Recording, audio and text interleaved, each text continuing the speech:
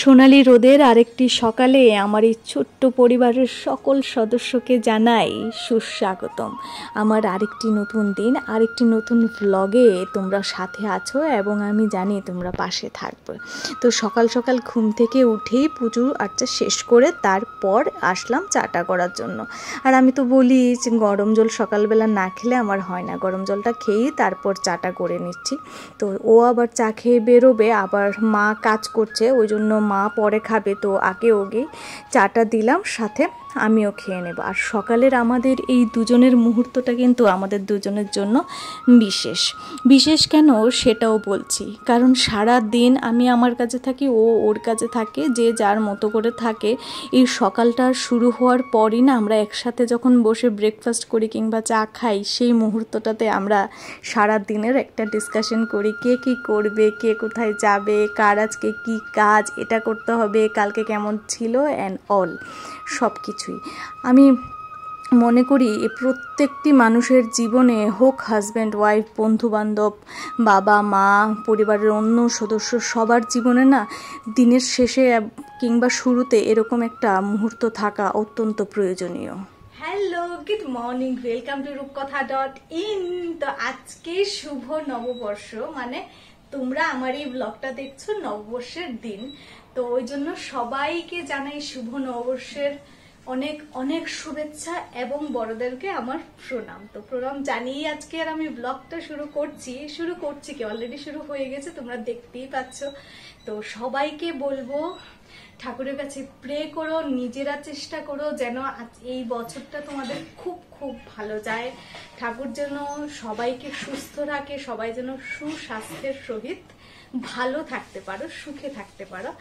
আর যারা গত বছরে অনেক নেগেটিভ কিছু ফেস করেছো কিংবা কোনো কষ্টের কিছু, মন খারাপের কিছু, সব কিছু পেছনে ফেলে আর মনে না রেখে একদম নতুন বছরের সাথে নতুন ভাবে এগিয়ে যাও।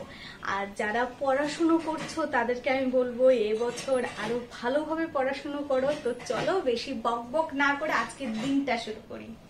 আর জানো তো আরেকটা কথা, কালকে যাব বাড়িতে, মানে আমার বাড়িতে, বিয়ের পর প্রথমবার বর নিয়ে পয়লা বৈশাখে যাব। আর বিয়ের পর তো আমি গেছি দুবার, ওর যাওয়া হয়নি, ও প্রথমবার যাচ্ছে। তো বাবাও কালকে এক বেলার জন্য আসবে বাড়িতে আমরা যাচ্ছি বলে। তো কালকের ব্লগটা দেখতে তোমাদের আরো আরো আরো ভালো লাগবে। তো যাই হোক, চলো বেশি কথা না বলে আজকের দিনটাকে শুরু করি। এবার চলো তোমাদেরকে নিয়ে রান্নাঘরে চলে এলাম, দেখাই যে আজকে কি কি রান্না হচ্ছে। আমাদের তো দুদিন ধরে নিরামিষ, অনেকেরই পয়লা বৈশাখে আগের দুদিন নিরামিষ থাকে, অনেকের আমিষ থাকে। তো এইখানে দেখো মা পটল ভাজা করছে, আর ওইখানে আমডালটা অলমোস্ট হয়েই গেছে, মা একটু পরেই নামিয়ে নেবেন। আর রান্নাবান্না কিন্তু আমি এখনও সেইভাবে, হ্যাঁ মাঝে মধ্যে মা বলে যে এটা একটু করে দাও, ওটা, তখন আমি করি, কিন্তু এখনও আমি পুরোপুরি মায়ের মতো করে সব কিছু করতে পারি না। তো এইখানে দেখো এটার সাথেও একটু দুষ্টুমি করছে, আর দুষ্টুমি করতে গিয়ে আমার আঙুলের মধ্যে এমনভাবে এটা কামড়ে ধরেছে, মানে ওর দিন দিন না দুষ্টুমি প্রচণ্ড বাড়ছে। তাই ওকে বলছিলাম যে এই বেশি দুষ্টুমি করলে না তোকে একটা মারবো আমি।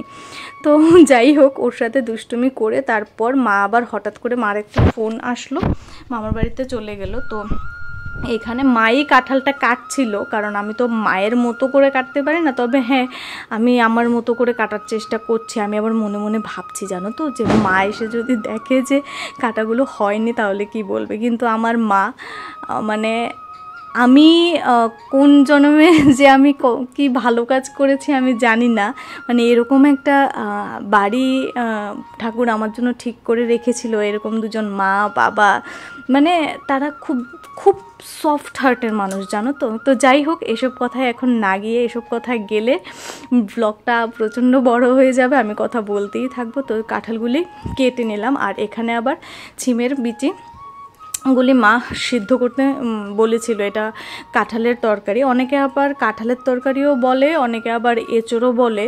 তো আমরা সাধারণত কাঁঠালের তরকারিই বলি, মাঝে মধ্যে এঁচোড়ও বলি, যার যখন যেটা মুখে আসে তাই আর কি। তো ছিমের বিচিগুলো তুলে নিয়ে এখন আমি কাঁঠালটা একটু ভাপে বসিয়ে দেব।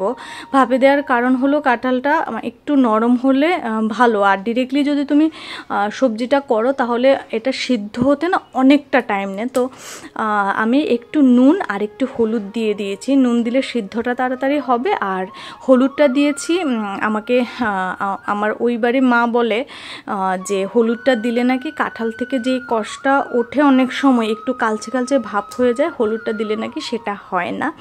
তো যাই হোক, আর আমার এই বাড়ির মা জানো তো, মানে আমার শাশুড়ি মায়ের কথা বলছি, এত ভালো কাঁঠাল রান্না করে, নিচের ঘরের দিদাও প্রচণ্ড ভালো রান্না করে। আমি তো এতদিন মানে আমি আমিষ রান্না খেয়েছি, কাঁঠালের ইঁচড়টা আমি আমিষ খেতাম। তারপর আমি চিংড়ি দিয়েও করতাম, আমার এক বৌদিও আছে, বড় বৌদিও চিংড়ি দিয়ে খুবই ভালো কাঁঠাল রান্না করে। এই বাড়িতে আসার পরে আমি নিরামিষ খেয়েছি, নিরামিষটাও না প্রচণ্ড ভালো। আর আমার কাঁঠালের সবজিটা বরাবরই খুবই পছন্দ। তো ও ওই সাইডে ভাত খাচ্ছে, তো ও বলছে যে আমাকে এখন এই গরমের মধ্যে ব্লগে নেবে না কিন্তু, তো এই জন্য আমি ওকে ওর ব্যক্তিগত স্পেস দিলাম, আমি নিলাম না। তো যাই হোক, খেয়ে দিয়ে উঠে দেখো আজকাল মানে সকাল সকাল তোমাদের কাছেও আই থিঙ্ক এটা মনে হয় প্রচণ্ড রোদ উঠে, তাই না? কাপড়গুলো মানে দিলে না আধ ঘন্টাও লাগে না। তো যাই হোক, এখানে দেখো শুকনো কাপড়গুলো আমি তুলে নেব, আর কিছু ভেজা আছে সেগুলোকে আমি মেলে দেব। বাপরে বাপ, এত রোদ আর এত গরম সারছে। তো যাই হোক, এখানে আমি কাপড়গুলো মেলে দিয়েছি। আর আমাদের গ্রামের বাড়িতে জানো এত গরম নেই, কিন্তু রাতের বেলা তো মাঝরাতে উঠে ফ্যান বন্ধ করে তারপর কাঁথা গায়ে দিয়ে শুতে হয়, এতটাই ঠান্ডা ওখানে। তো যাই হোক, গ্রাম আর শহরের মধ্যে প্রচণ্ড ডিফারেন্স, তাই না? বিশেষ করে তাপমাত্রার তো হিউজ একটা ডিফারেন্স। তো এখানে দেখো বাবা অনেকদিন আগে আমার জন্য আতাফল এনে রেখেছে। আতাফলের না একটা গল্প আছে, তোমাদেরকে বলি, শোনো তোমরা। আমি যখন ছোট ছিলাম, আমাদের বাড়ির পাশে এক পিসি থাকতো। এই পিসিকে আমার এখনও আমি প্রচণ্ড মনে করি। ওই পিসির একটা আতাফল গাছ ছিল, পিসি না সবসময় ওইখান থেকে আমাকে আতাফল দিয়ে যেত, আমার ঠিক বাড়ির পাশে। তো ওইখান থেকেই আমার আতাফল খাওয়ার অভ্যেসটা এবং ভালোবাসা দুটোই জন্মেছে। খাওয়া দাওয়া করার পর একটু রেস্ট করছিলাম, একটু ঘুমিয়ে পড়েছিলাম। তারপর সন্ধ্যের আগে উঠে সন্ধে দিয়ে এখন দেখো মা একটু চা খাবে, ও খাবে। আর গরমের মধ্যে না আমার আবার দুবেলা চাটা খাওয়া একদমই পছন্দ না, আমার ভালো লাগে না। মা আমাকে বারবার বলছে কি খাবে। আর মা তো একটু বাদে কিছু খাও। তো যাই হোক, এটাই মায়ের আদর, তাই নয় কি? তো এখানে দেখো মা, আমি, পাপনদা সবাই মিলে আমরা গল্প করছি। দেখি তো কে ডাকছে, তাও চলে এলো।